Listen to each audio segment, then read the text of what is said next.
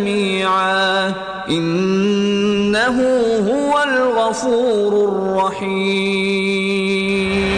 Radio Roja 756 AM.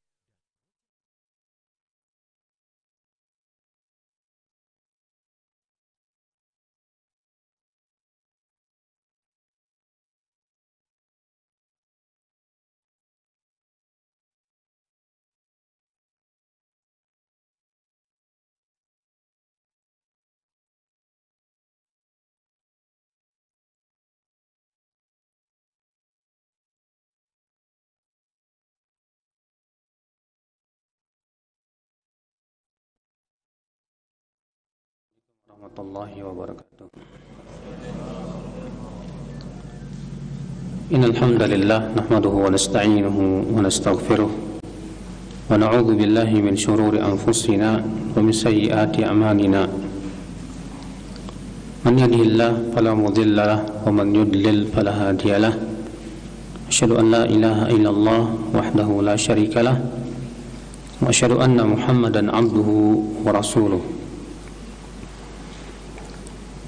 قال الله تعالى في كتابه الكريم يا أيها الذين آمنوا اتقوا الله حق تقاته ولا تموتن إلا وأنتم مسلمون أما بعد.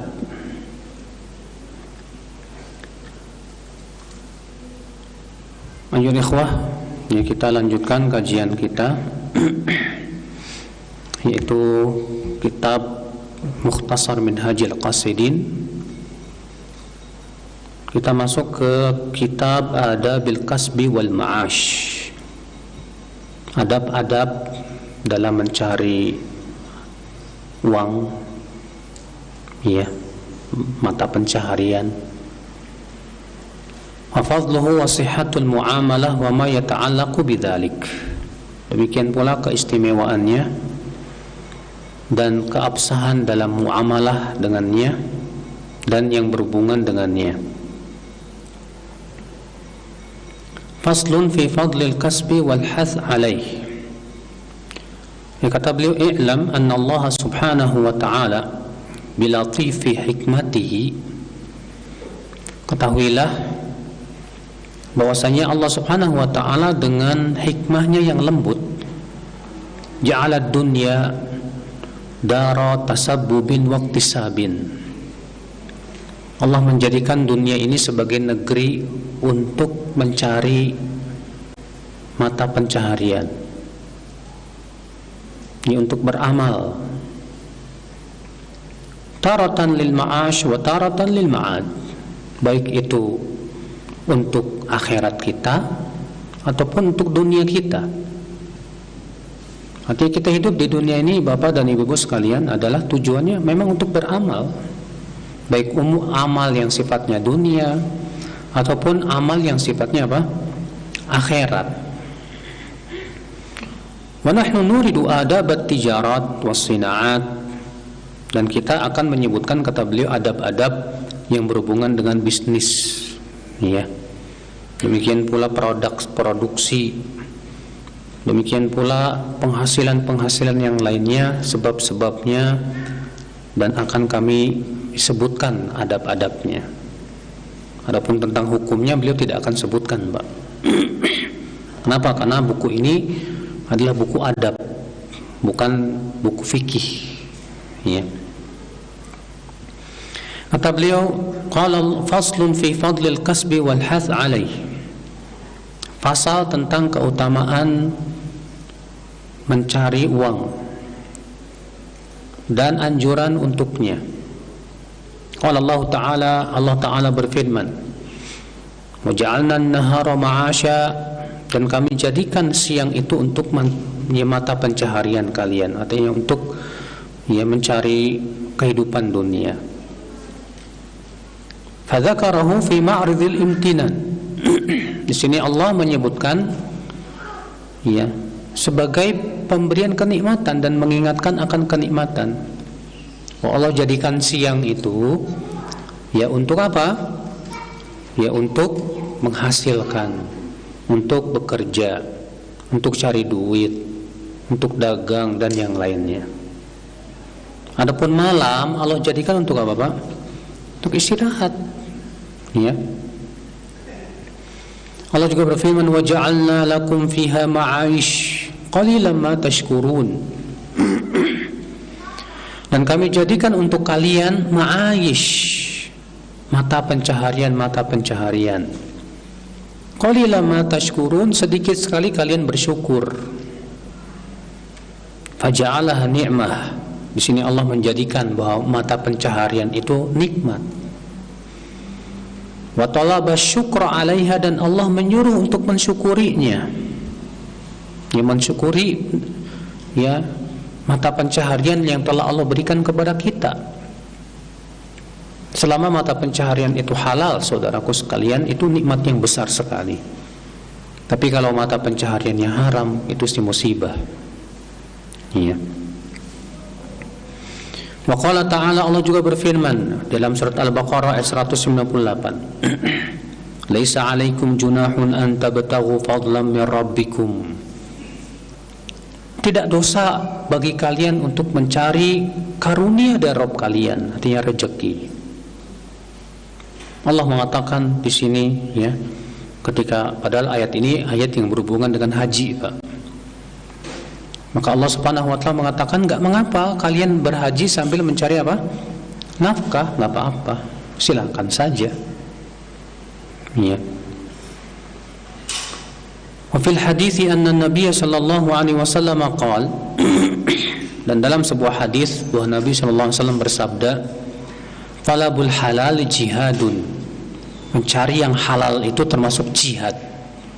Namun hadis ini dhaifun jiddan, bahkan sebagian ulama mengatakan hadis ini palsu, ini tidak sahih dari Nabi sallallahu alaihi wasallam. Dan sebagian ulama menyebutkan bahwa ini adalah perkataan Ibnu Abbas radhiyallahu anhu arda. Dan disebutkan dalam hadis, wa innallaha la yuhibbul 'abdal muhtarif. Sesungguhnya Allah mencintai hamba yang bekerja. Namun hadis ini juga dhaif. Kata Ibnu Jauzi la yasih. Ya. Wa fi afradil Bukhari, dan dalam hadis yang dikeluarkan Imam Bukhari saja tanpa Muslim, bahwa Nabi sallallahu alaihi wasallam bersabda, ma akala ahadun ta'aman qat khairan min an yakula min amal yadihi, wa inna nabiyallah Daud kana yakulu min amal yadihi. Tidaklah seseorang memakan makanan yang lebih baik dari hasil usaha tangan sendiri. Dan sesungguhnya Nabi Allah Daud makan dari hasil usaha tangan sendiri. Apa yang dimaksud dengan hasil usaha tangan nih, Pak? Kata para ulama, masuk padanya semua hasil usaha tangan, baik itu kerajinan misalnya antum bikin kerajinan ya, bikin peci misalnya dengan disulam sendiri kemudian dijual ya, atau misalnya antum bercocok tanam. Memang terjadi ikhtilaf para ulama, mana yang lebih utama, berdagang atau bercocok tanam. Sebagian ulama mengatakan berdagang lebih utama, sebagian ulama mengatakan bercocok tanam lebih utama. Ya, kenapa? Karena kata mereka bercocok tanam itu hasilnya tidak dinikmati untuk sendiri, tapi dinikmati oleh orang yang sangat banyak sekali. Kalau antum bercocok tanam padi misalnya, hasilnya dimakan bukan buat kita sendiri, tapi banyak orang butuh kepada apa? Nasi. Makanya sebagian ulama merojihkan bahwa bercocok tanam lebih baik daripada apa? Ya, berdagang. Ya. Jelas, Pak. Yang merojih adalah semuanya baik. Semuanya rezeki yang sifatnya halal itu dianjurkan dalam Islam. Fi haditsin akhar, dan dalam hadis yang lainnya, anna Zakaria alaihissalam kana najjaran. Nabi Zakaria itu apa? Beliau profesinya sebagai tukang kayu. pengrajin ya kayu, Pak.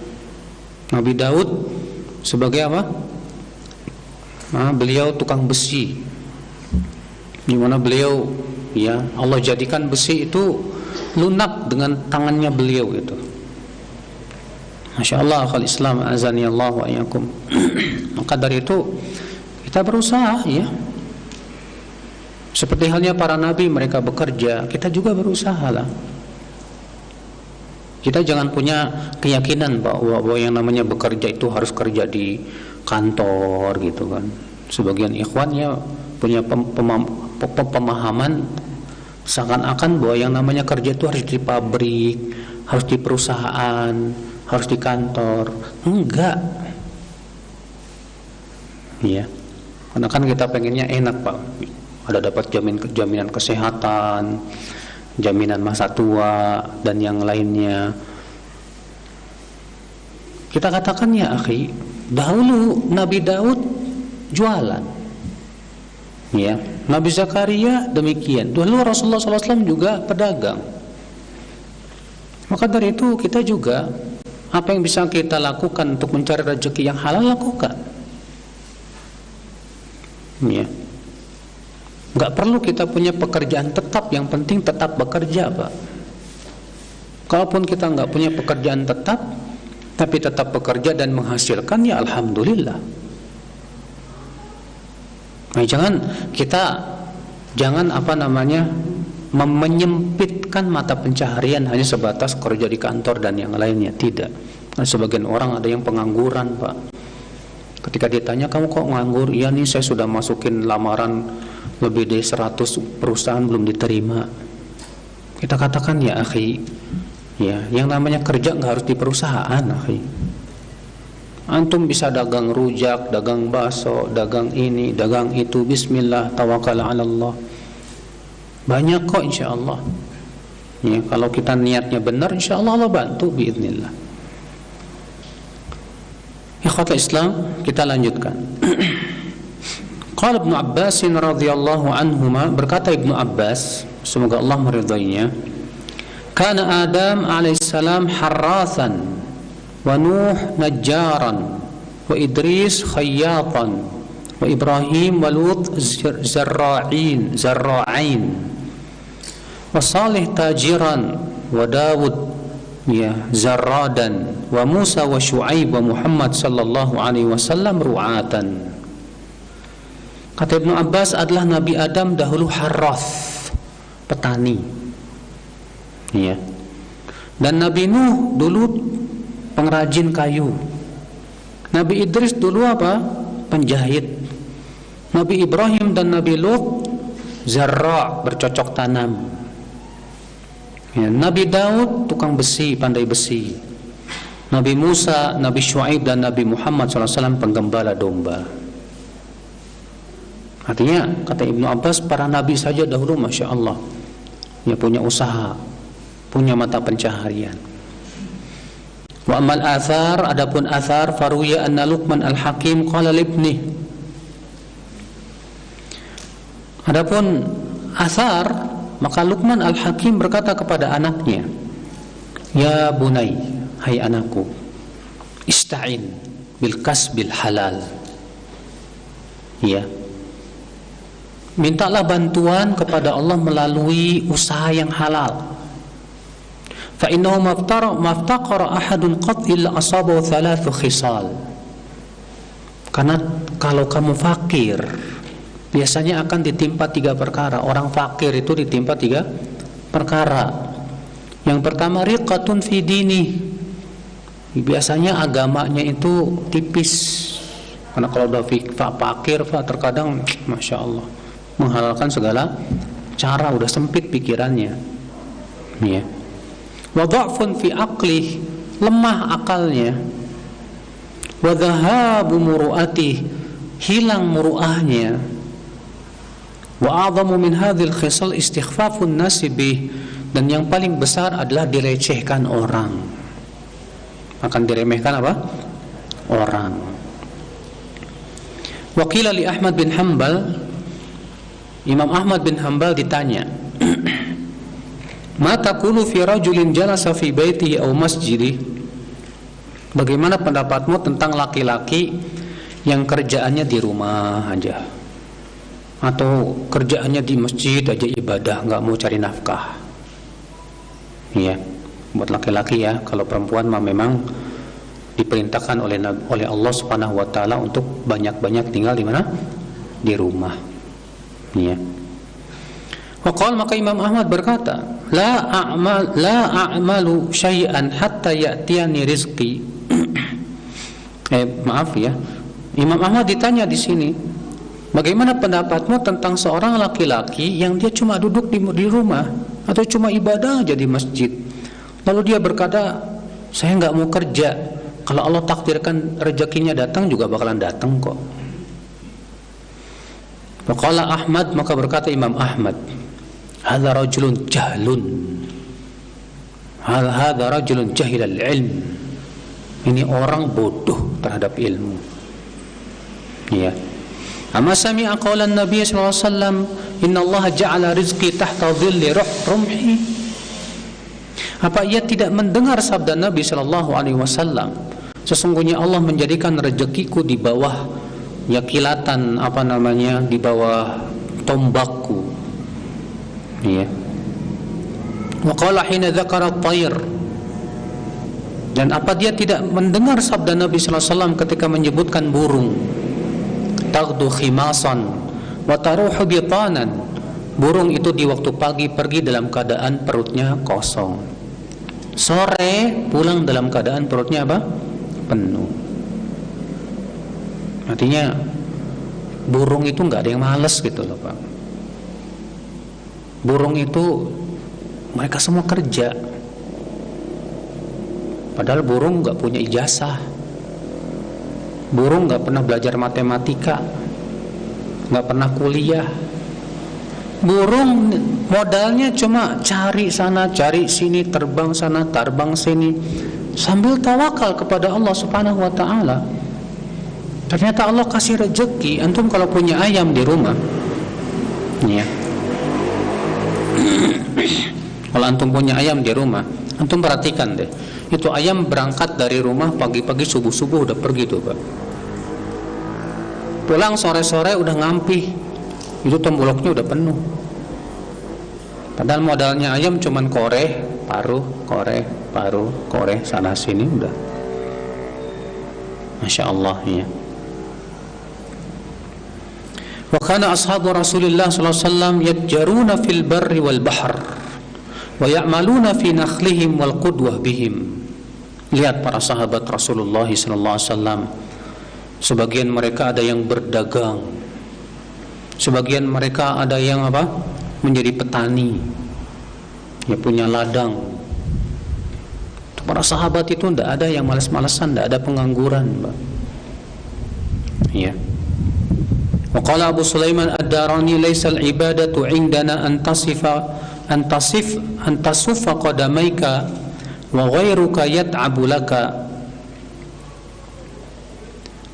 Bukanlah, kata Abu Sulaiman Ad-Darani, bukanlah ibadah itu di sisi kami, yaitu kaki kamu jadikan bersaf, maksudnya kamu berdiri terus sholat gitu, bukan itu.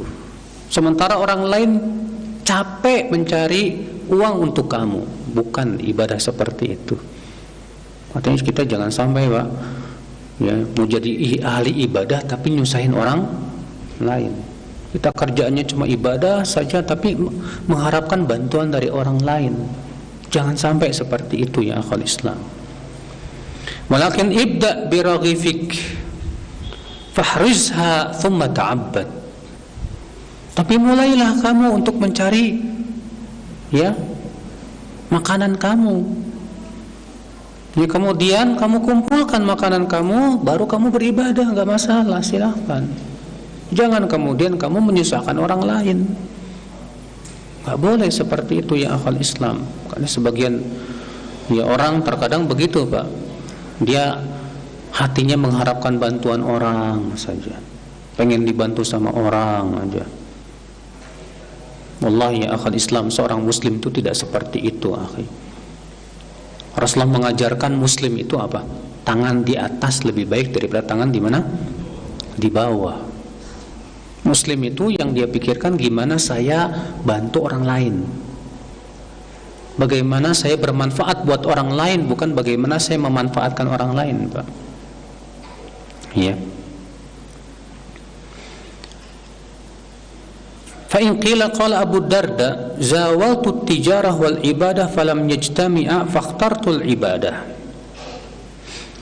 Lalu kalau ada yang bertanya, lalu bagaimana perkataan Abu Darda? Aku pernah berdagang dan aku juga beribadah, dan ternyata dagang sama ibadah nggak bisa bersatu, maka aku lebih memilih ibadah saja.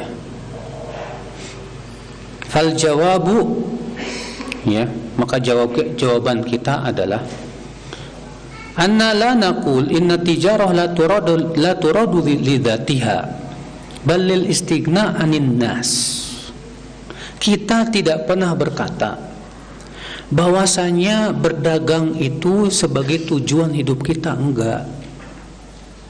Jangan sampai kita mencari nafkah, bekerja itu jangan dijadikan sebagai tujuan hidup kita, Pak.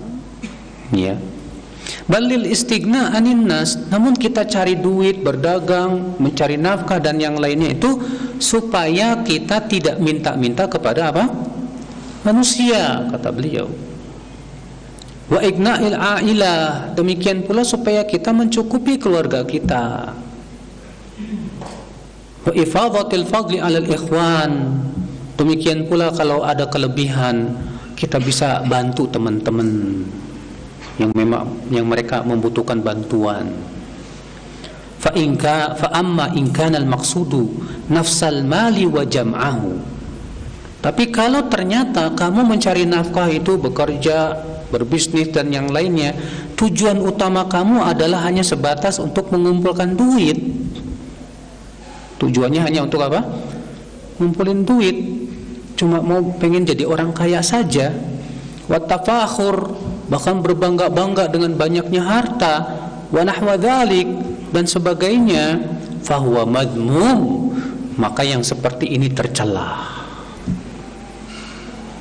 Makanya kita apa?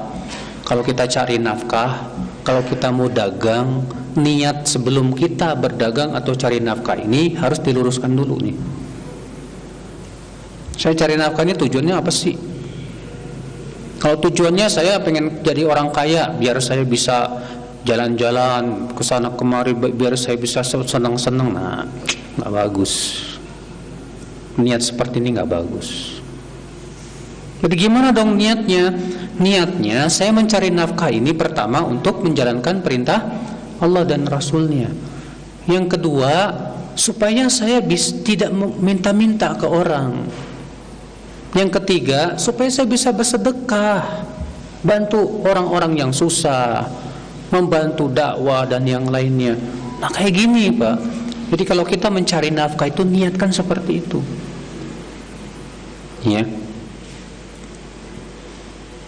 Waliyakunil aqdul ladzi bihil iktisab jami'an li umurin arba'ah. Lalu kemudian beliau mengatakan, ya, hendaklah akad jual beli kita, ya, untuk kita mencari nafkah itu terpenuhi padanya 4 perkara. Ya.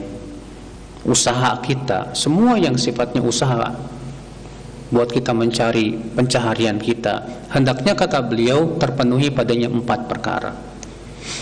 Apa 4 perkara itu? Yang pernah as-sihhah, sah.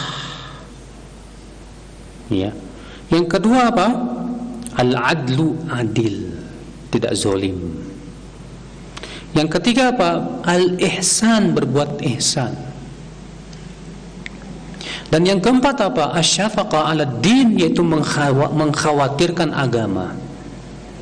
Mengkhawatirkan apa? Agama.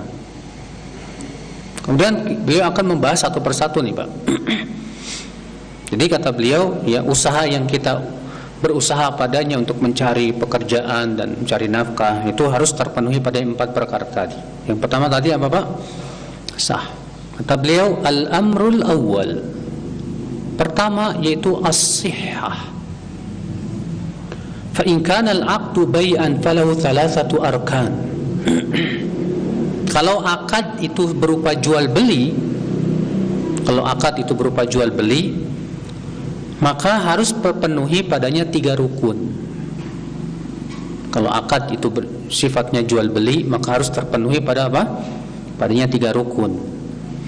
Apa rukun yang pertama? Al-aqid, orang yang melakukan akad, subjeknya. Wal ma'qud alaih, ya, dan yang diakadkan barangnya. Wal lafdhu, dan lafaz dalam akad. Ini 3 rukun, ya. Dalam jual beli, kata beliau, dalam akad jual beli harus terpenuhi. Orang yang melakukan akad jual beli siapa? Pembeli dan penjual. Yang kedua, al-ma'qud alaihi, yang diakadkan yaitu barangnya. Dan yang ketiga yaitu lafaznya. Kemudian beliau akan membahas satu persatu ini. Ar-ruknul awal, rukun yang pertama. Ammal aqidu.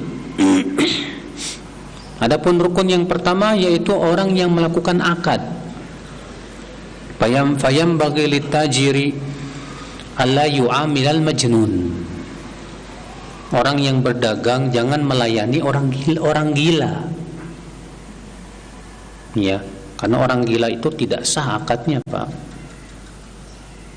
Ya. Li'annahu ghairu mukallaf. Kenapa? Karena orang gila itu bukan mukallaf. Fala yasihu bai'uhu, sehingga jual belinya enggak sah. Wala yu'amalul 'abdu illa an ya'lam annahu ma'dzunun lahu. Demikian pula hamba sahaya alias budak. Kalau zaman sekarang nggak ada perbudakan, Pak. Kapan sih disebut budak, Pak, dalam Islam? Hamba sahaya disebut budak dalam Islam kalau terjadi peperangan antara negeri Islam dan negeri apa? Kafir. Kemudian dari kalangan orang kafir ada yang ditawan. Nah, jadilah apa? Tawanan perang. Ghanimah namanya, Pak. Nah, kemudian tawanan perang ini jadi ghanimah, dibagi-bagikan oleh imam jadi budak statusnya, Pak. Statusnya jadi apa? Budak. Di zaman sekarang nggak ada perbudakan. Kenapa? Karena tidak ada peperangan antara negeri Islam dan negeri apa? Kafir. Di zaman sekarang ya negeri-negeri saling berdamai, tidak ada peperangan gitu. Iya. Adanya di zaman sekarang budak letik. Kalau budak secara agama ya nggak ada. Nah, dalam Islam, Pak, budak itu tidak sah muamalahnya. Akad jual belinya nggak sah, kecuali kalau seizin majikannya. Kecuali kalau seizin apa? Majikannya. Wa kadzalika as-sabi la yu'amal illa an yakuna qad adina lahu al-abu aw al-wasi. Demikian pula anak kecil, maka tidak sah muamalahnya kecuali kalau diizinkan oleh orang tuanya atau walinya. Anak kecil itu ada 2 keadaan, Pak. Ada anak kecil yang belum mumayyiz, maka akadnya tidak sah secara mutlak. Dan ada anak kecil yang sudah mumayyiz.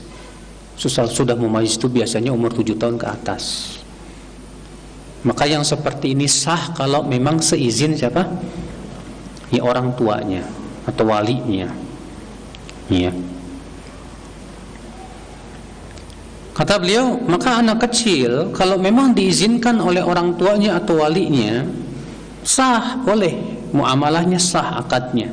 Fayasiru bimanzilatil 'abdil ma'dzunillah, karena kedudukannya sama dengan hamba sahaya yang diizinkan oleh majikannya. Wa 'inda Syafi'i la tasihhu 'uqudus sabi. Sedangkan Imam Syafi'i berpendapat bahwa akad jual beli anak kecil itu tidak sah. Wa muamalatul a'ma indana sahihah, dan jual beli orang buta menurut pendapat kami sah juga. Ya. Walaupun nggak bisa lihat, namun dikabarkan oleh orang yang terpercaya. Ya. Yasihu bai'uhu wa syira'uhu, orang buta boleh, sah, enggak masalah jual belinya, kata beliau. Wa inda Syafi'i la tasih. Sementara Imam Syafi'i memandang orang buta juga tidak sah. Artinya terjadi khilaf para ulama tentang jual belinya orang buta. Dan penulis buku ini yaitu ya Imam Ghazali, itu Imam Ibnu Qudamah, Mukhtasar Minhajul Qasidin, ya. Dan itu beliau adalah di atas mazhab Hambali, mazhab Imam Ahmad bin Hambal. Kata beliau, wa amma dhalamatu, adapun orang-orang yang zalim, wa man aktsaru amali haramun, demikian pula orang yang kebanyakan duitnya haram, fala yanbaghi an yu'amal illa fi syai'in yu'raf anna 'ainahu halal, maka tidak selayaknya untuk bermuamalah dengan orang seperti ini, kecuali kalau kita bisa pastikan bahwa hartanya dia berasal dari yang halal. Artinya apa? Kalau misalnya kita tahu nih orang ini penghasilannya apa? Haram. Lalu kemudian dia datang mau beli baju kita, kata beliau yang sebagusnya nggak usah diterima. Kenapa? Karena penghasilannya apa? Haram. Demikian pula orang yang kebanyakan penghasilannya apa? Haram. Tapi ini ingat, ini masalah khilafiyah juga ya. Iya. Nah, ini yang berhubungan dengan rukun yang pertama, yaitu orang yang melakukan akad, itu penjual dan pembeli, saudaraku sekalian. Ar-ruknu tsani, kata beliau, rukun yang kedua, al-ma'qud alaih, yaitu yang diakadkan, yaitu hartanya. Wa huwal malul maqsudu, ya, naqluhu, yaitu harta yang memang itu tujuan maksud yang diinginkan dari jual beli. Wala yajuzu bai'ul kalbi, maka tidak boleh jual beli anjing. Kenapa? Li'annahu najisul ain, karena najis ainnya. Berarti semua yang sifatnya najis tidak boleh dijual belikan. Ya. Fa amal baghlu wal himaru fayajuzu bai'uhuma. Adapun bighal dan keledai boleh dijual belikan. Padahal keledai haram tidak dimakan, Pak. Haram. Tapi Nabi SAW mengizinkan untuk menjual beli apa? Keledai, karena tujuan dari keledai adalah untuk dijadikan sebagai apa? Kendaraan. Kita membutuhkan ya tenaga keledai tersebut, baik untuk kendaraan atau untuk mengangkut barang dan yang lainnya. Iya, bahkan Nabi SAW seringkali berkendaraan dengan keledai, sehingga dijadikan dalil oleh para ulama. Itu menunjukkan bahwa kulit keledai, demikian pula keringatnya, tidak najis. Ya.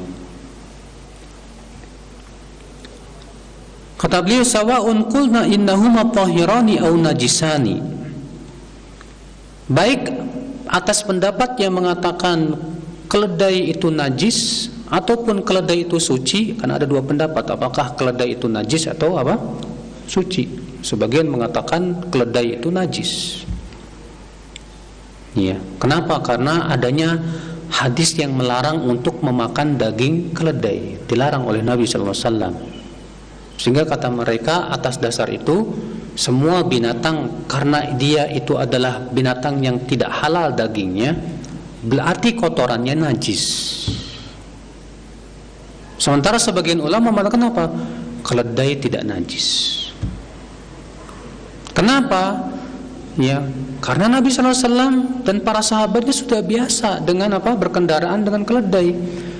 Dan yang namanya mereka punya keledai di rumah pasti tidak lepas dari kotorannya, tidak lepas dari kencingnya, tidak lepas dari apa? Keringatnya. Kalaulah kata mereka najis, tentu Nabi SAW akan menjelaskannya. Tentu juga para sahabat juga ya akan menyuruh untuk mencucinya kalau kena. Sementara saat itu keledai itu adalah binatang yang dibutuhkan sekali, Pak, untuk apa? membawa barang, untuk kendaraan, sesuatu yang ta'ummu bihil balwa, sulit untuk dihindari. Dan terkadang Pak, dalam kaidah usul fikih ya, sesuatu yang sifatnya sulit dihindari itu mendatangkan kemudahan. Mendatangkan apa? Kemudahan. Seperti halnya kucing. Nabi mengatakan tentang kucing apa? Innaha laysat binajasin. Kucing itu tidak najis. Kenapa Nabi mengatakan kucing tidak najis? Nabi memberikan alasannya, innama hiya minat tawafina alaikum wat tawafat. Karena kucing itu biasa berkeliling di antara kita, Pak. Maksudnya gimana? Artinya kita sulit untuk menghindar dari apa? Kucing. Maka Nabi mengatakan kucing tidak najis. Ya, karena sulitnya kita untuk menghindar. Demikian pula keledai. Ini perselisihan para ulama ya tentang masalah itu. Baik, kita lanjutkan. Wala yajuzu bai'ul hasyarat. Dan tidak boleh jual beli hasyarat. Apa hasyarat itu? Hasyarat itu kayak semut gitu, Pak. Kayak jangkrik. Apa? Serangga, iya. Tidak boleh kata beliau jual beli serangga. Berarti yang sifatnya serangga dalam Islam nggak boleh. Ya dilarang. Kata beliau. Wala bai'ul 'ud wal mizmar. Dan tidak boleh jual beli apa? 'ud dan mizmar. 'ud itu apa namanya? Gitar. Demikian pula seruling, alat-alat musik, Pak. Nggak boleh jual beli alat-alat musik. Kenapa alat musik haram dalam Islam? Dalil tentang keharaman alat musik jelas tegas, sudah. Ya. Waswar, demikian pula menjual gambar-gambar yang bernyawa. Kadang ya sebagian seniman bikin gambar orang, gambar kuda dan yang lainnya. Ini tidak boleh dijual belikan, nggak boleh. Kalau gambarnya gambar pohon, gambar gunung, mungkin yang seperti itu masih boleh, Pak. Ya. Waswar al-masnu'ah minat tin wa nahwi. Itu patung-patung yang terbuat dari tanah liat, tidak boleh diperjualbelikan. Wala yajuzu bai'u ma la yaqdir ala taslimihi hissan wala syar'an. Dan tidak boleh jual beli sesuatu yang sulit untuk diserahkan.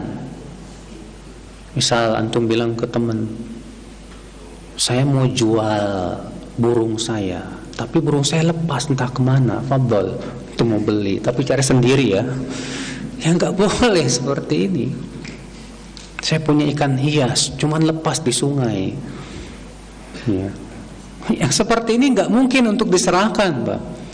Maka sesuatu yang tidak mungkin bisa diserahkan tidak boleh diperjualbelikan. Ya. Hissan wala syar'an, baik sifatnya his ataupun syariat. Adapun yang his yang dapat kita ya apa namanya dipanca indrai gitu loh. Seperti burung yang ada di udara yang terbang dan lepas. Wal abdul abik, atau hamba sahaya yang lari dari tuannya. Wa amma syar'u, adapun secara syariat, kal marhun, ya, yaitu barang yang sedang digadaikan, tidak boleh dijual juga. Antum sedang menggadaikan barang antum ke orang lain gara-gara antum minjem sama orang tersebut. Tahu-tahu antum mau jual tuh barang yang sudah antum gadaikan ke orang, saya jual, tidak boleh. Kenapa? Karena barang ini berhubungan dengan siapa? Hak orang yang kita pinjam uangnya. Dimana kalau kita tidak membayar, maka dia boleh menjual barang gadaian tersebut. Iya. Ikhwatal Islam, azani Allah wa iyyakum.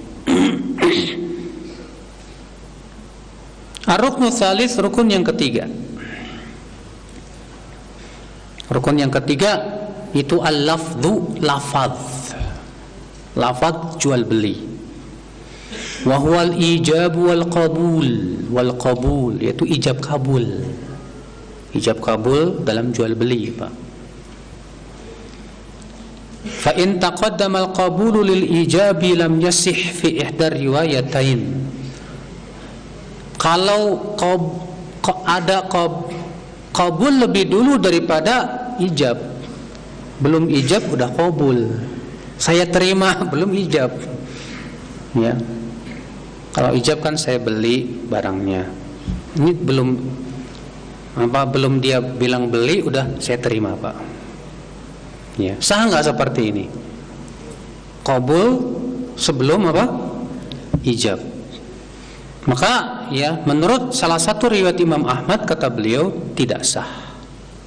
Tapi dalam riwayat yang lain kata Imam Ahmad sah. Sawa'un kana bilafdhil madhi atau bilafdhil talab, baik itu dengan fi'il madhi past tense atau dengan sifatnya permintaan. Fa in tabayya'a bil mu'athah fa dhahiru kalami Ahmad sihhatul bai'. Dan kalau jual belinya sifatnya mu'athah itu tanpa bicara, Pak. Misalnya antum beli sama penjual kelontong, ya, ambil sekilo dikasih, dikilo sama dia, dibayar, diterima sama itunya, udah selesai tanpa ada bicara. Sah nggak seperti ini? Ikhtilaf para ulama. Pendapat yang rajih wallahu a'lam bahwa sah seperti ini, Pak. Ya, kayak antum mau beli minuman di mesin, Pak. Saya dulu waktu Saudi itu, ya, sering mau beli minuman, ada macam-macam, ada apa namanya, macam-macam lah gitu. Masukin 1 real, tinggal pilih mana yang mau diminum, pencetnya, klik keluar, look. Nggak ada akad jual beli, nggak ada lafaz maksudnya dengan mesin, Pak. Atas pendapat yang mengatakan bahwa jual beli mu'athah itu tidak sah, maka jual beli dengan mesin tidak sah. Tapi atas pendapat yang mengatakan bahwa jual beli mu'athah sah, maka jual beli dengan mesin sah, nggak masalah. Dan ini pendapat yang paling kuat, wallahu a'lam. Iya. Cuma saya pernah, Pak, di Mekah itu, Pak. Mungkin orang kampung kali ya, nggak tahu ya. Dia mau mie haus, pengen minum, beli, ya. Waduh, ngeliatin gimana caranya, dimasukin duit, pilih set gitu kan. Dia masukin duit 50 real, Pak. Dia kira bisa kembaliin gitu. Masukin 50 real, pencet ini keluar 50, wah kembaliin wah gitu. Ya Allah. Makanya kita bilang, Bu, ini nggak bisa kayak gini, kasihan ya. Dia kira bisa ngembaliin. Itu anekdot aja, Pak. Kita lanjutkan, ya akhi. Wa qala Qadhi Abu Ya'la, berkata Qadhi Abu Ya'la, la yasihu dzalika illa fil asya'il yasirah. Jual beli mu'athah itu tadi, Pak, jual beli tanpa apa? Ijab kabul, tanpa ada kita ngomong saya beli ini. Kan ijab kabul kan ini, Pak saya beli HP-nya ya. Ya, saya terima. Misalnya uangnya ini uangnya, baik saya terima. Berarti ada ijab dan kabul. Ya. Nah, Al-Qadhi Abu Ya'la tengah-tengah, beliau mengatakan apa? Bahwa jual beli mu'athah seperti itu tidak sah kecuali kalau itu untuk jual beli yang sifatnya enggak besar jumlahnya, Pak. Tapi sedikit saja. Tapi kalau jual beli yang sifatnya besar, kayak jual beli kendaraan yang harganya ratusan juta misalnya, maka harus ada ijab dan kabul, kata Abu Ya'la, Al-Qadhi Abu Ya'la. Lalu Ibnu Qudamah berkata, wahada aslahul aqwal, dan ini pendapat yang paling bagus, ya, tengah-tengah. A'ni an takuna al-mu'athatu fil asya'il muhaqqarah dunan nafisah. yaitu bahwa jual beli mu'athah tersebut boleh kalau memang jual beli untuk hal-hal yang sepele. Adapun kalau jual beli barang-barang yang mahal kayak mobil, rumah yang sifatnya memang mewah, maka kata beliau harus dengan ijab dan kabul. Ya. Lijaryanil adati bidzalik. Karena untuk hal-hal yang sepele secara kebiasaan masyarakat juga biasa dengan jual beli mu'athah seperti itu, enggak masalah. Wa yanbaghi min tariqil wara' ala yatrukal ijab wal qabul yakhruj an syubhatil khilaf. Dan lebih wara tentunya untuk ya sifatnya barang-barang yang sepele pun kalau bisa ijab dan kabul, supaya kata beliau kita keluar dari perselisihan para ulama. Ya, walaupun yang rajih sudah kita sebutkan bahwa jual beli mu'athah enggak masalah, ya. Kemudian kata beliau, waqad syaddada Allah Ta'ala fi amri riba. Dan Allah sangat keras sekali melarang riba. Hati-hati dengan riba loh, Pak. Karena orang yang riba itu Allah mengumumkan perang dengan dia. Tidak ada, Pak, dosa yang Allah sebutkan bahwa pelakunya mengumumkan perang dengan Allah kecuali siapa? Pelaku riba. Allah mengatakan apa? Fa illam taf'alu fa'dhanu biharbin minallahi wa rasulih. Jika kalian tidak tinggalkan riba, maka umumkan perang dengan Allah dan Rasulnya. Ngeri, Pak. Perangnya melawan Allah dan Rasulnya. La ilaha illallah. Maka dari itu ya akal Islam, riba ini jangan dianggap sepele. Dan di dalam hadis yang antum semua sudah tahu, yang dihasankan oleh Syekh Albani rahimahullah, bahwa 1 dirham riba itu sama dengan 36 kali berzina. Hati-hati saudaraku. Iya. Ini akhi, fayambagi an yahdhar minal wuqu'i fih. Maka hendaknya kita waspada, jangan sampai jatuh kepada apa? Riba, Pak. Dengan cara apa? Wajib kita belajar riba. Apa itu riba? Macam-macamnya, bentuk-bentuknya, supaya kita paham. Nah, banyak orang terkadang ya Pak ya, dalam masalah gadai sawah itu banyak terjadi riba, Pak. Ada petani menggadaikan sawahnya ke antum. Petani misalnya minjem duit 10 juta ke antum, terus dia gadaikan sawahnya ke antum.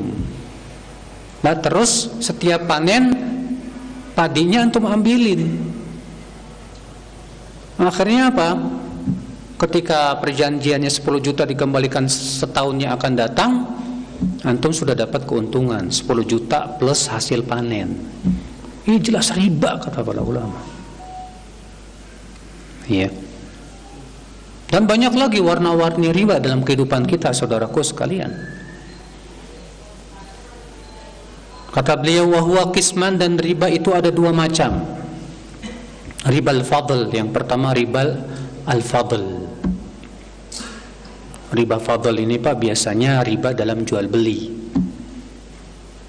Yang disebutkan oleh Rasulullah SAW, emas dengan emas, perak dengan perak, kurma dengan kurma, syair dengan syair, bur dengan bur, garam dengan garam, mislan bimislin, wayadan biyadin.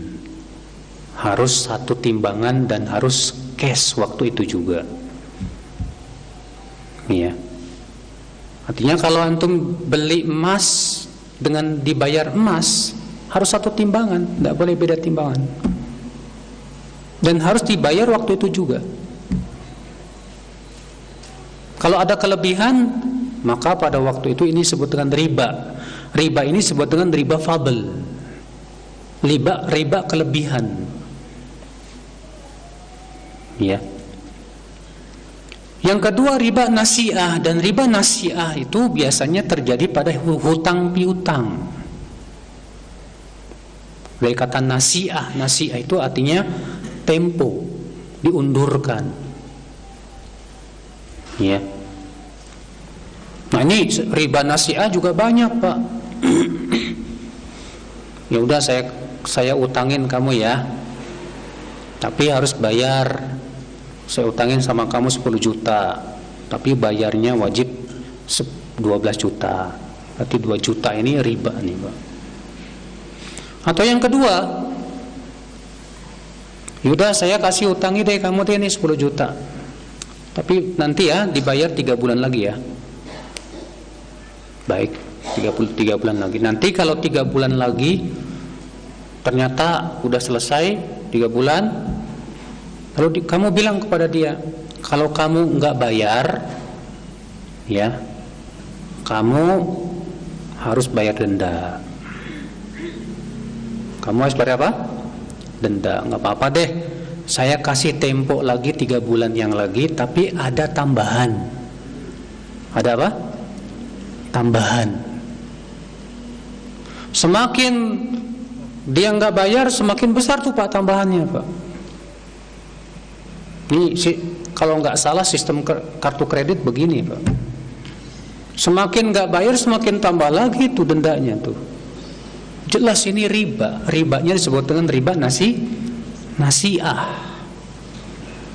Fayambaghi an yu'raf dzalik.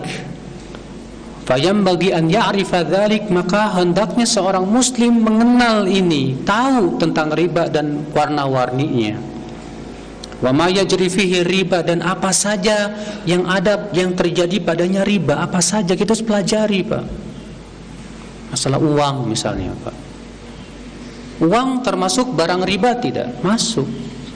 Karena dikiaskan kepada emas dan perak. Karena emas dan perak itu ya ilatnya samaniyah, atas pendapat yang paling kuat, sehingga dikiaskan padanya uang. Ya. Cuma terjadi khilaf. Kalau misalnya kita beli uang logam, misalnya uang logam seharga 5.000, dibeli sama kita dengan uang apa sih, kertas seharga 10.000, boleh apa enggak? Khilaf menjadi 2 pendapat. Sebagian mengatakan boleh, nggak apa-apa. Kenapa? Karena berbeda jenis. Satu jenisnya tembaga, yang satu jenisnya apa? Kertas. Sebagian lagi mengatakan tidak boleh. Kenapa? Karena sama-sama uang, nggak ada bedanya. Iya. Khilaf para ulama tentang masalah itu babnya bab fikih, bukan bab sekarang. Karena zaman sekarang ini beliau akan membahas tentang yang berhubungan dengan apa? Adab-adabnya saja. Iya. Wa yahtaju aidan an ya'rifa syurutas salam. Dan juga harus paham kita syarat-syarat jual beli salam. Jual beli salam itu, Pak, duit dulu, barangnya nanti.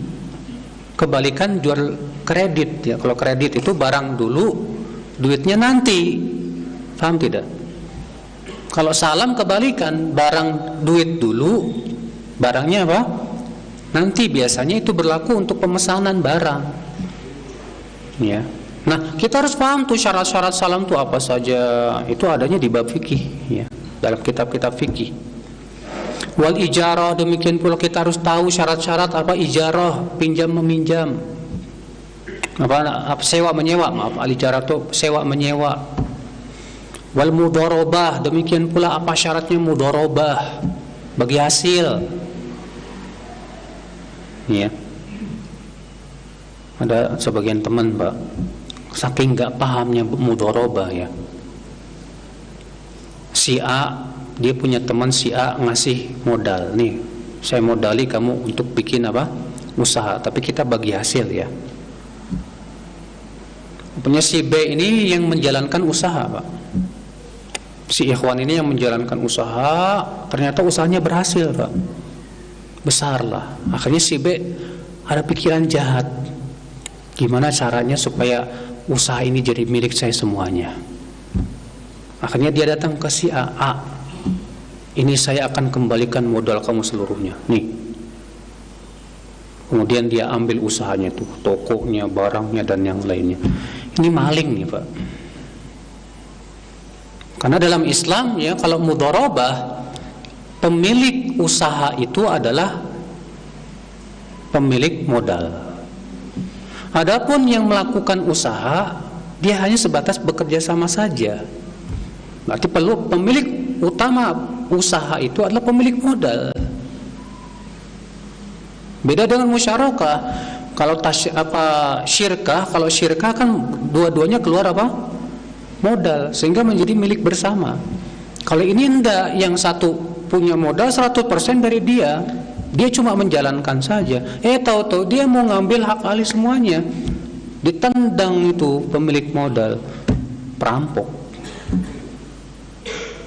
Ya. Seperti ini haram ya akal Islam. Kenapa? Enggak pernah belajar hakikat mudharabah. Makanya di zaman Umar bin Khattab tidak boleh ada yang masuk pasar kecuali orang yang sudah paham fikih jual beli. Kalau enggak paham fikih jual beli, enggak boleh masuk ke pasar sama Umar bin Khattab radhiyallahu anhu. Bagusnya memang di pasar tuh begitu, Pak. Antum bikin pasar sunnah, setiap ada yang mau jualan tes dulu tuh. Nah, kamu syarat jual beli apa? Riba apa? Kalau nggak pernah paham, nggak boleh masuk sini. Ya, kursus sana dulu, kursus jual beli sono. Ya. Ikhwatul Islam azani Allah wa iyyakum. Nah, ini perkara yang pertama, yaitu keabsahan dalam akad. Sekarang yang kedua yaitu al-amru tsani al-adlu. Perkara yang kedua yaitu adil dan tidak zalim. Amalah dan menjauhi perbuatan zalim dalam bermuamalah. Wa na'ni bidzulmi ma yatadarrar bihil ghair. Yang dimaksud dengan zalim di sini itu sesuatu yang merugikan orang lain. Ya. Wa huwa yanqasimu ila ma ya'ummu dararuhu wa ma yakhus. Dan ini ada dua macam. Ada yang mudaratnya umum dan ada yang mudaratnya khusus. Ada yang mudaratnya apa?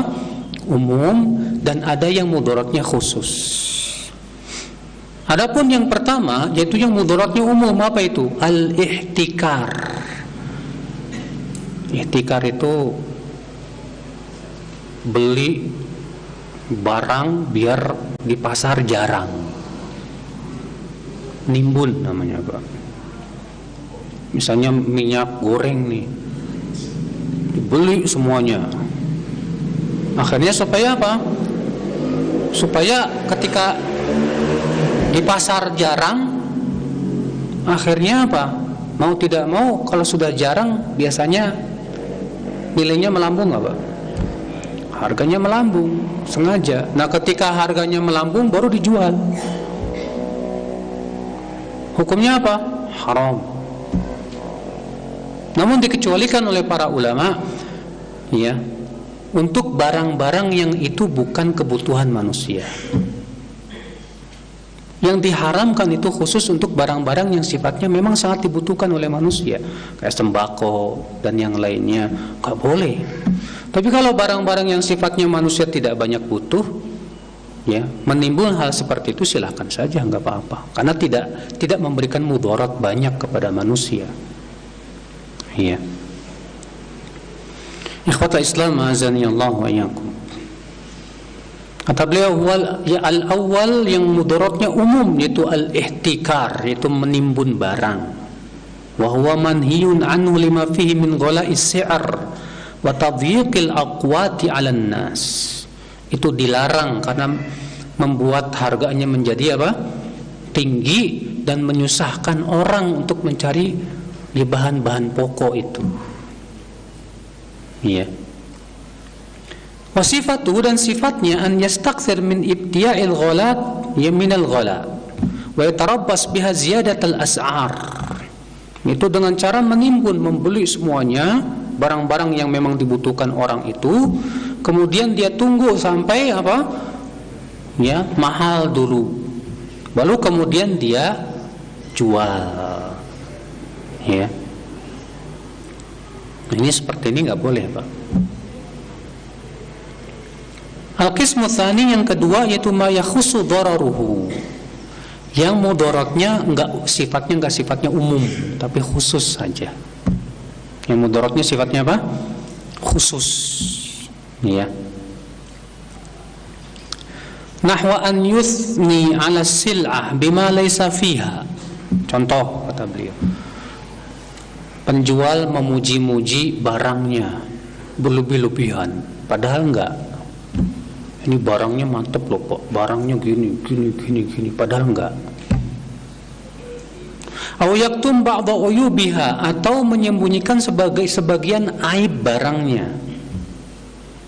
Fayadhuru bidzalikal mushtari, sehingga memberikan mudarat untuk si pembelinya saja. Berarti mudaratnya khusus buat pembeli saja, tidak umum untuk seluruh manusia.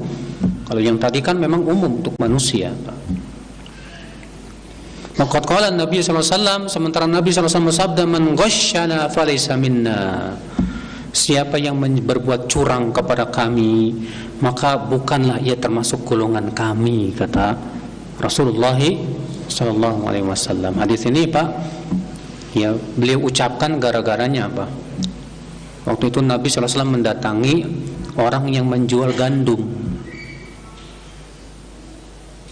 Dan kelihatan di atas gandumnya bagus. Lalu malaikat Jibril memberitahu bahwa di bawah gandum itu basah. Maka Nabi pun memasukkan tangannya ke dalam gandum. Ternyata yang di bawah basah. Kemudian Nabi bersabda, kenapa kamu tidak jadikan yang basah itu di atas? Artinya kamu beritahu ini ada aibnya loh. Man ghasyana falaysa minna. Siapa yang mencurangi kami, maka ia tidak termasuk golongan kami. Kata beliau, wa'lam annal ghisya haramun fil buyu'. Ketahuilah bahwa curang itu haram dalam jual beli. Wa fis sina'at, demikian pula dalam produksi. Ya. Wa qasu'ila al-Imam Ahmad an raf'ith thawbi hatta la yabin. Faqala la yajuz liman yabi'ahu an yukhfiyahu. Imam Ahmad ditanya tentang pakaian yang dilipat supaya tidak terlihat aibnya.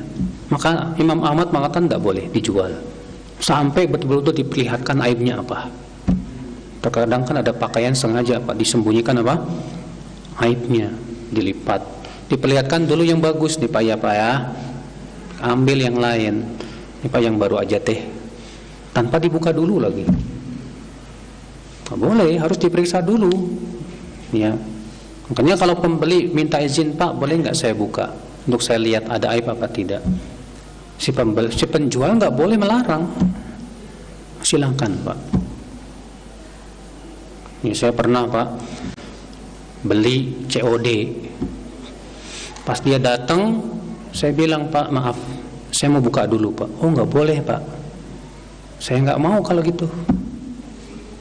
Lah Pak, tapi kan Bapak sudah beli. Tapi kan saya mau lihat dulu benar nggak barangnya sesuai dengan yang digambar. Soalnya tetangga saya, maaf ya Pak ya, dikirimin batu bata Pak, kata saya. Benar Pak, terjadi seperti itu. Saya nggak mau dibohongin Pak, buka dulu sekarang. Oh nggak bisa Pak.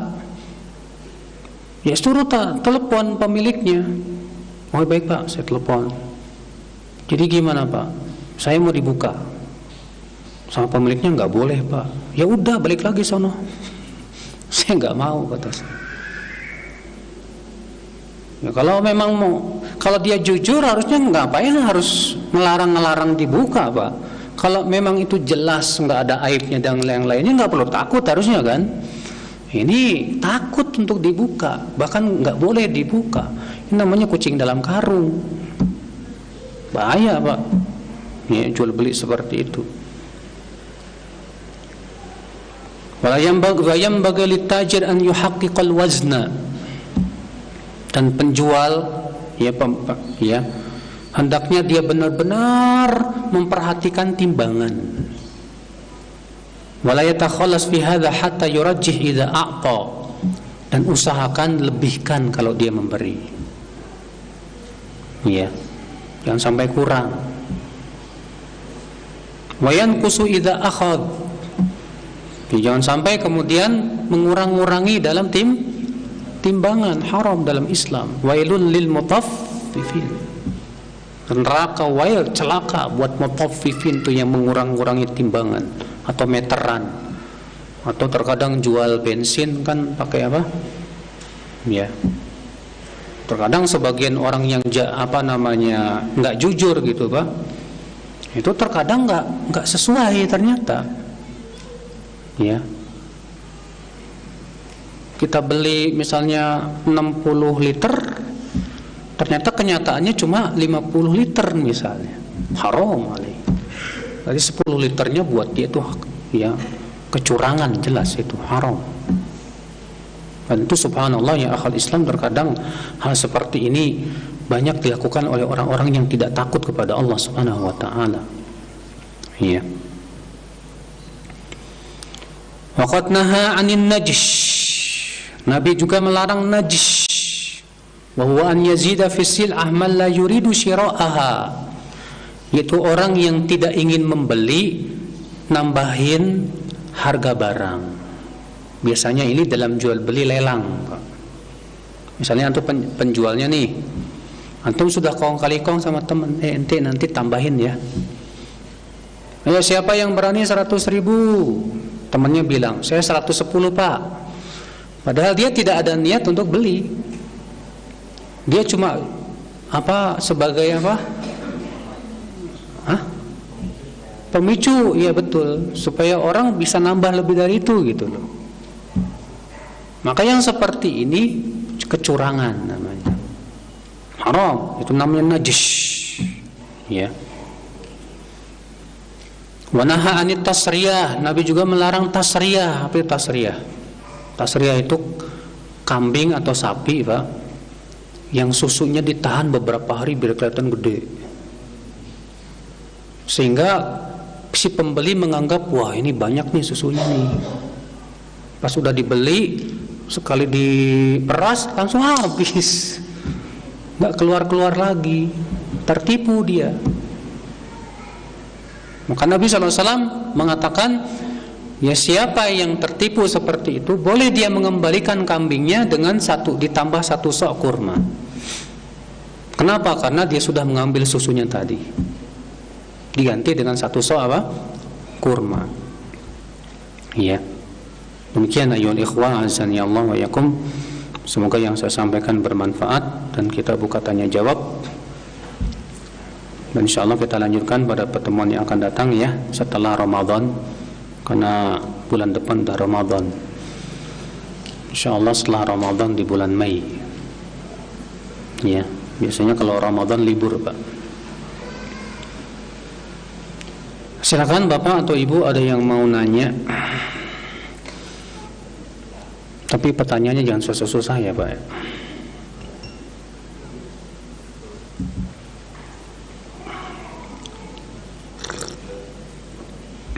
Silakan, Pak.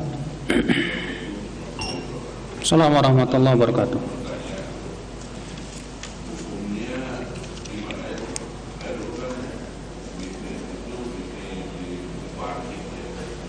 Kurang jelas, Pak.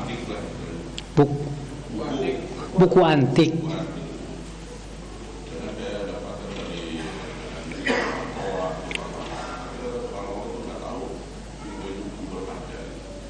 Buku yang berharga ya, Pak.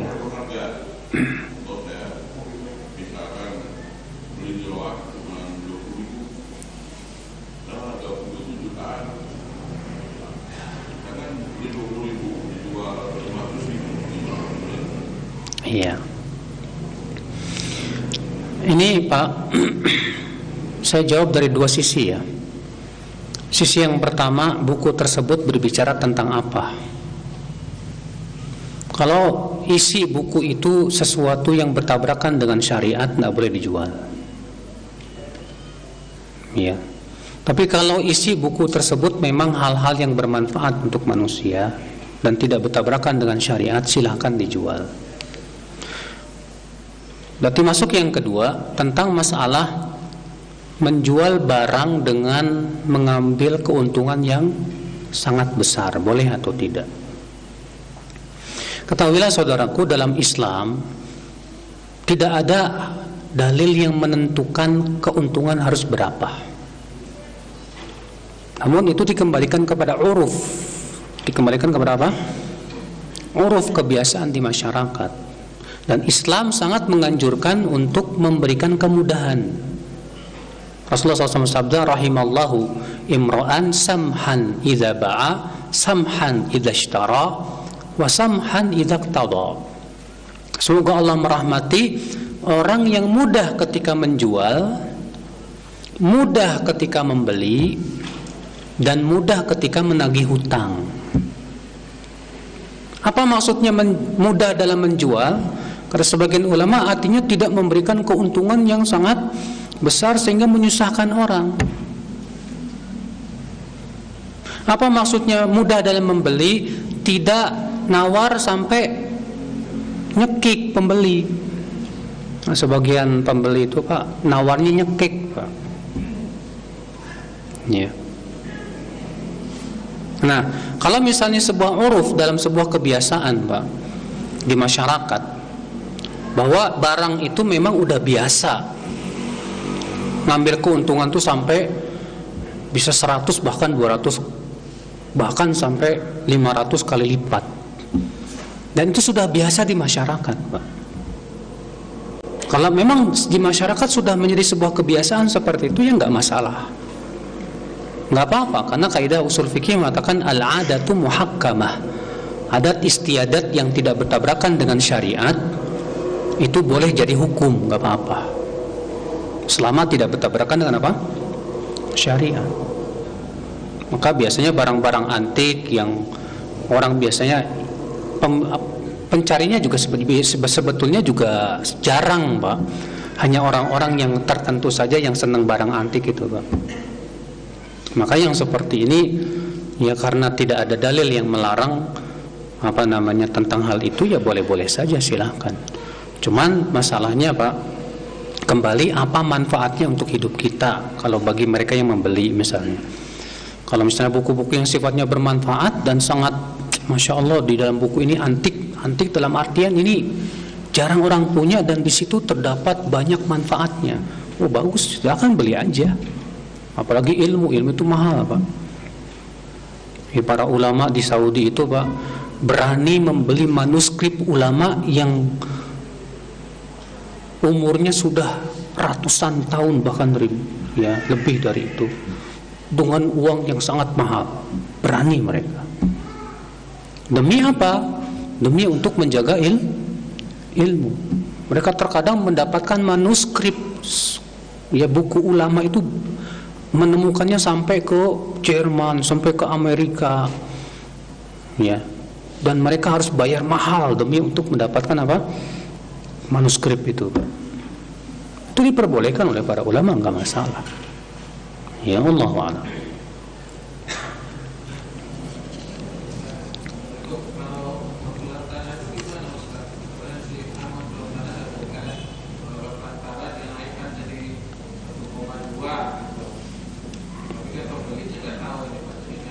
Ya, kalau dengan si izin pemilik tanah nggak apa-apa.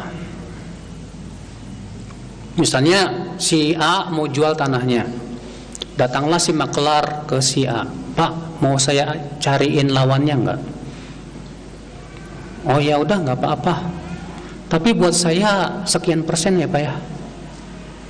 Maksudnya saya pengen sekian.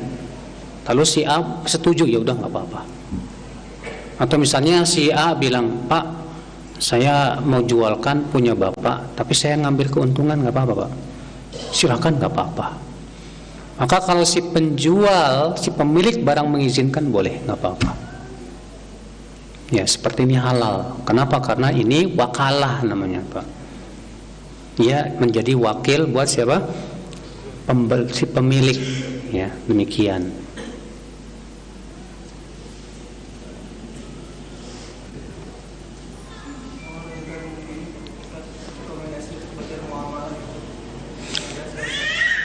Ya rekomendasi untuk belajar muamalah yang paling bagus ya Ustadz Erwandi.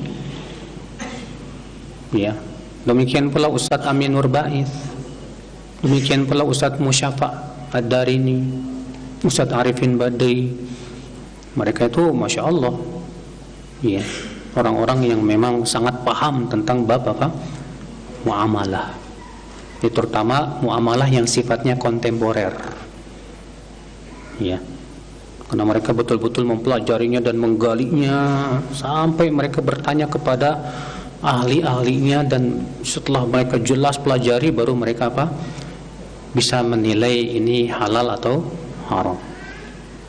Jadi kalau bab muamalah mereka itu Pak ahlinya, ya.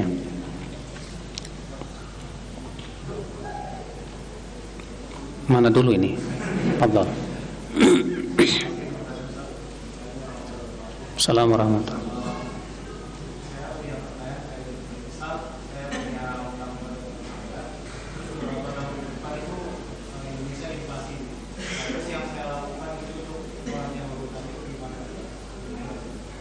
Utangnya 10 tahun yang lalu atau 20 tahun yang lalu misalnya, kemudian terjadi inflasi, ya memang tertentu nilai di zaman dahulu lebih tinggi dibandingkan nilai zaman sekarang, ya kan?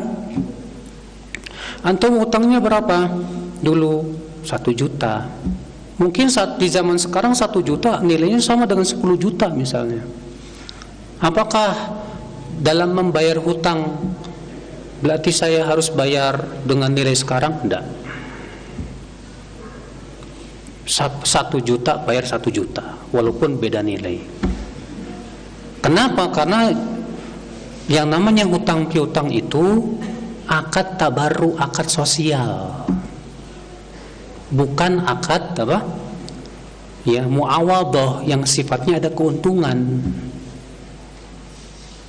Makanya kalau antum berutang 10 juta di zaman dahulu, sekarang pun bayar 10 juta juga. Nggak boleh kemudian nggak bisa. Sebab kalau antum mengambil lebih dari itu riba buat antum. Riba hukumnya. Ya.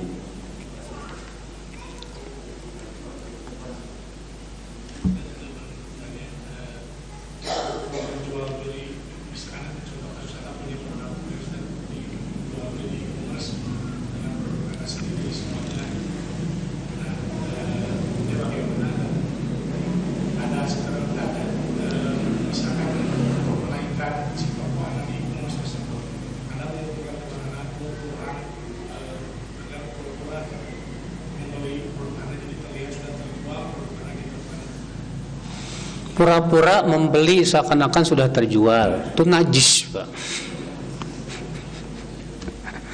Sama dengan najis tadi ya, dalam jual beli lelang kong kali kong sama orang, padahal dia tidak niat membeli, cuma pura-pura saja. Nah, itu najis namanya.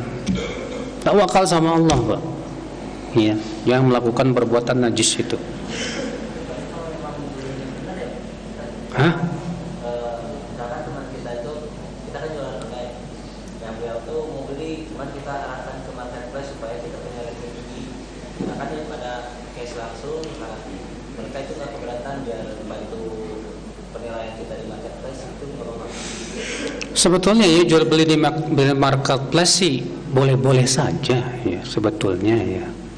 Walaupun di sana ada hal-hal yang tentunya antum perlu gali lagi, nanti antum lihat ya di fatwanya Ustadz Erwandi dan yang lainnya tentang masalah marketplace dan tetek bengeknya. Di situ dijelaskan, antum di mana? Di Google. Ya. Adapun secara umum jual beli di marketplace boleh, nggak masalah. Ya. Karena apa? Karena pertama, marketplace itu kan menyediakan tempat untuk kita berjual beli barang-barang kita kan. Cuman ketika kita ini ya, nanti si pemilik marketplace akan apa? Memberitahu kan kepada kita bahwasanya ada yang beli itu. Akhirnya kemudian kirim dulu ke marketplace duitnya, kemudian antum berbagi keuntungan dengan marketplace kan, begitu kan? Jadi maksudnya kalau misalkan kita biasanya offline gitu. Iya. Nah, biar Iya tadi hukum jual beli di marketplace menurut nggak apa-apa. Iya. ya nggak masalah. Tapi kalau misalnya antum mau lebih selamat dan antum lebih bersih dari syubhat, mendingan langsung aja offline. Oh iya Ustaz, yang tadi kan ada yang kata Ustaz tuh barang-barang pokok tidak boleh ditimbun. Betul. Nah kalau misalkan barang-barangnya yang umum, misal kayak HP tapi dia lagi hype gitu di kalangan masyarakat, itu kan bukan barang pokok. Gimana kalau kita menimbun dan menjualnya kan kita ya di pasar udah nggak ada, naik harga berjual. Semua barang yang sangat dibutuhkan oleh masyarakat tidak boleh ditimbun. Walaupun bukan barang pokok. Iya, walaupun bukan barang toko tapi sangat dibutuhkan, sehingga hukumnya sama dengan hukum barang pokok yang memang sangat dibutuhkan oleh masyarakat. Ya. Adapun kalau itu tidak dibutuhkan banget, maka yang seperti ini nggak masalah, karena tidak menimbulkan mudarat apa-apa. Ya, cuma sekarang jadi masalah kalau HP ditimbun, ya. Kan masih banyak produk-produk yang lain. Masih banyak produk-produk yang lain, dan biasanya ya penimbunan HP juga nggak bakalan disetujui oleh perusahaannya karena itu merugikan mereka. Ya. Barang yang sudah dibeli tidak dapat dikembalikan, gimana tuh Ustaz? Memang pada asalnya barang yang sudah kita ijab qabul tuh sudah wajib dibeli, Pak. Udah kita ijab qabul, sudah kita berpisah, ya pada asalnya sebetulnya nggak boleh dikembalikan. Tapi kalau misalnya si penjual menerima, misalnya si A beli dari si B, setelah beli esok harinya datanglah si A ke si B, Pak nggak jadi deh Pak, setelah saya pikirkan saya nggak jadi beli. Maka dianjurkan sekali dalam syariat si B untuk menerima apa? Iqalah, pembatalan penjualan, pembelian. Tapi itu sebatas anjuran, tidak wajib. Kalau misalnya si penjual mengatakan maaf Pak, karena Bapak saya tidak menerima, ya karena kan barangnya nggak ada aibnya Pak, dan Bapak sudah lihat juga barangnya tidak ada aib, tidak ada cacat dan yang lainnya, dan Bapak sudah beli. Kemudian sekarang tiba-tiba Bapak mengatakan saya nggak jadi beli deh, maaf Pak saya nggak nerima. Itu terserah antum. Tapi kalau misalnya antum menerima, ya udah nggak apa-apa, maka itu pahalanya besar di sisi Allah Subhanahu Wa Taala. Iya. Ada hadis, namun saya lupa lafadznya itu. Bagaimana hukumnya suami menyuruh istrinya bekerja? Waduh, ini suami dayus ini Pak. Kecuali kalau suaminya nggak bisa kerja lagi karena lumpuh misalnya, atau karena sakit yang nggak mungkin sembuh misalnya. Adapun suaminya sehat walafiat kuat, kemudian dia nyuruh istrinya kerja, la ilaha illallah. Sementara Allah mengatakan apa? Waqarna fi buyutikunna, wahai wanita, tinggallah kalian di rumah-rumah kalian. Dan Allah mewajibkan para laki-laki untuk mencari nafkah. Allah tidak pernah mewajibkan wanita mencari nafkah. Ya. Maka sungguh memalukan laki-laki yang menyuruh istrinya apa? Kerja. Wallahi akhul Islam, ini laki-laki yang enggak punya tanggung jawab. Ini laki-laki yang enggak punya cemburu, istrinya keluar rumah campur baur dengan laki-laki yang lain. La haula wala quwata illa billah.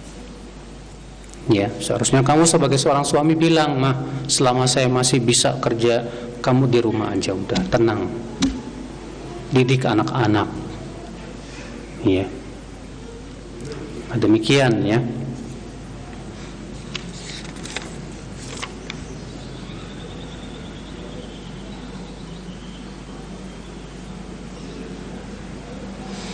Kalau kita kontrak kerja misalnya 1 tahun dan di situ ada syarat tidak boleh menikah selama 1 tahun itu.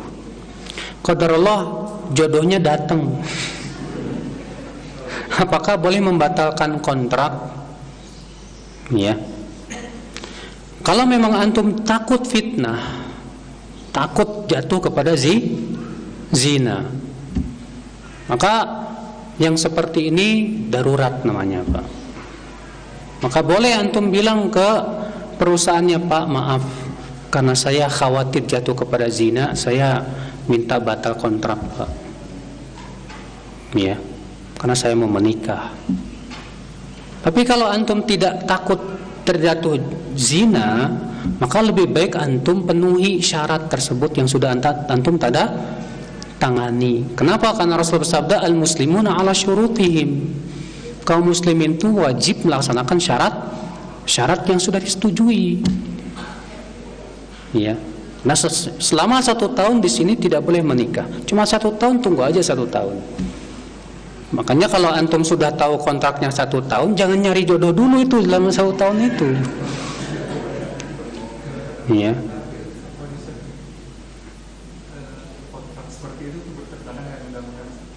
Oh ya.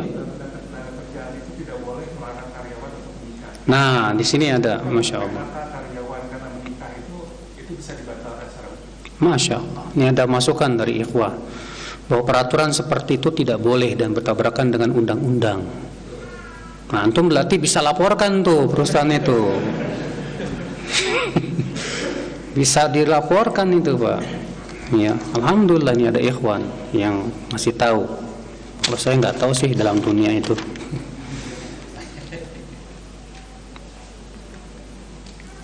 Bagaimana pendapat Ustadz, zaman sekarang banyak sekali akhwat atau kaum ibu yang rajin berdagang, khususnya melalui media sosial. Padahal kalau dilihat akhwat, ya kita husnudzon aja, mereka butuh. Ya, mungkin mereka daripada kerja di perusahaan campur baur laki-laki perempuan, mendingan jual di media online. Dia cukup di rumah saja, dia bisa melaksanakan kewajiban dia. Ya sudah, dia sambil jualan, nggak masalah, selama tidak melalaikan dia dari apa? Ya, maka dari itu ya kita husnudzon aja. Ini akhwat kayaknya mungkin dia lagi butuh, nggak punya suami, atau punya suami tapi kekurangan dan yang lainnya, sehingga dia harus terpaksa jual beli. Ya kita mengatakan ya mungkin dia tidak ingin ya bekerja sehingga campur baur di luar sana, mendingan jual online di rumah. Ya.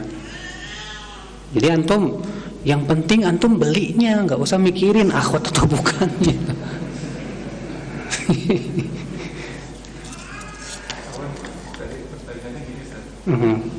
Di dalam perjanjian kerja memang ada klausul yang tidak boleh melakukan pernikahan. Itu memang klausulnya biasanya ada. Tapi itu bertentangan dengan undang-undang di atasnya, undang-undang pemerintahan. Nah, ketika melanggar klausul itu apakah diperbolehkan atau tidak? Ketika salah satu memang di perjanjian itu suka ada, tapi sebetulnya itu hanya perjanjian basa-basi, Ustaz. Oh iya. Karena kalaupun komplain, perusahaan juga tidak bisa apa-apa sebetulnya gitu. Nah, itu ketika kita melanggar perjanjian yang sifatnya ada undang-undang di atasnya mengikat, itu kita batalkan atau kita abaikan, itu seperti apa, Ustaz? Iya, yang jelas, Pak. Ya, pertama ya, bahwa Rasulullah SAW sabda, al-muslimuna ala syurutihim. Kaum muslimin itu di atas syarat-syarat mereka. Artinya, kalau kita sudah setuju syarat-syaratnya dan sudah kita tanda tangani sehingga menjadi sebuah persetujuan, pada asalnya kita wajib melaksanakan syarat itu. Ya.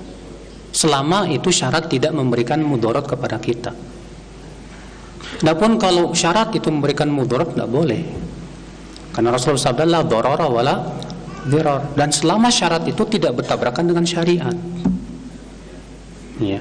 Nah, sekarang masalahnya adalah peraturan itu ternyata bertabrakan dengan undang-undang negara misalnya. Sementara dalam Islam kita wajib taat sama pemerintah. Selama itu tidak bertabrakan dengan syariat, dan ini tidak bertabrakan dengan syariat. Berarti ini tidak sesuai dengan undang-undang pemerintah. Kalau gitu jangan diikuti. Ya. Begitu, Pak.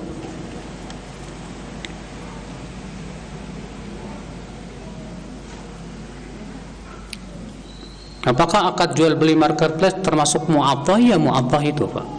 Karena sudah kita sebutkan mu'attah itu tidak ada ijab dan tanpa ada ucapan. Hanya sebatas perbuatan saja.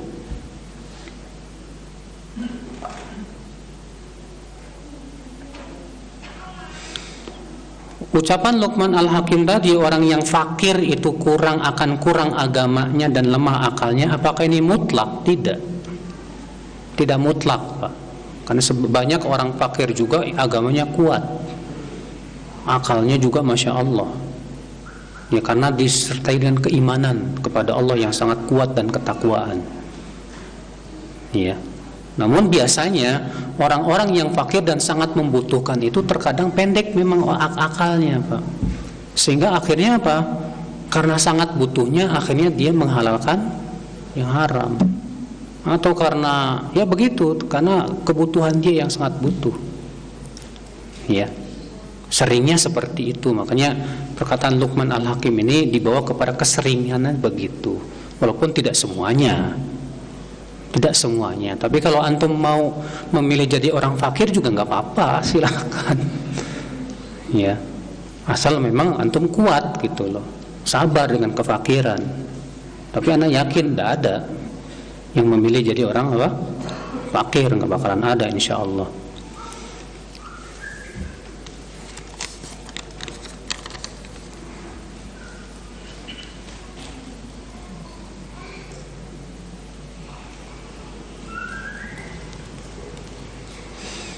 Meminjam riba karena terpaksa, harus bayar kontrakan. Sebab kalau kami tidak bayar kontrakan, ya kami nggak punya rumah. Ya. Pertama apa? Memang pada asalnya pinjaman riba itu haram. Dan kaidah usul fikih mengatakan ad-darurat tubihul mahdhurat. Sesuatu yang darurat membolehkan perkara yang terlarang. Kapan disebut darurat? Kalau memang itu membahayakan 5: agama kita, atau harta kita, atau akal kita, atau jiwa kita, atau keturunan kita, atau yang sesuatu yang sifatnya membahayakan kehidupan kita, itu disebut darurat. Maka kalau itu memang membahayakan, kalau antum misalnya nggak bayar kontrakan, membuat akhirnya antum nggak bisa tinggal, akhirnya menelantarkan istri antum, anak antum, gimana? Nggak ada tempat tinggal lagi sudah. Maka sifatnya darurat seperti ini membolehkan perkara yang terlarang. Ya. Wallahu a'lam. Semoga yang saya sampaikan bermanfaat, yang benar semuanya dari Allah dan yang salah itu dari kekurangan ilmu saya. Dan antum bisa tanyakan lagi dalam masalah bab muamalah kepada yang lebih berilmu seperti Dr. Erwandi, Dr. Musyafa Ad-Darini, Ustaz Amin Nurbait dan yang lainnya. Mereka jauh lebih berilmu dari saya tentang masalah bab muamalah. Demikian, wabillahi taufik, subhanakallah bihamdik, asyhadu an la ilaha illa anta, astaghfiruka wa atubu ilaik. Assalamualaikum warahmatullahi wabarakatuh.